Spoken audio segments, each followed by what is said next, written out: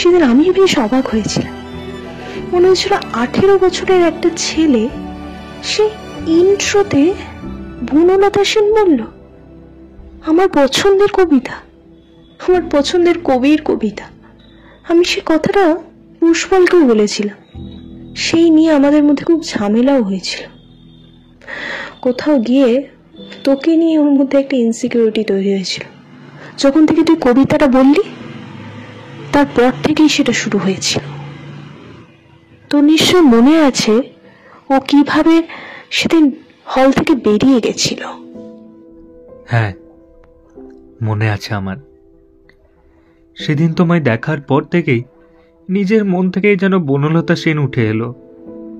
তবে আমি বুঝতে পারিনি যে সেটার জন্য তোমাকেই এতটা সাফার করতে হবে। আসলে কি বলতো, মানুষের যখন নিজের ভালোবাসার প্রতি বিশ্বাস থাকে না,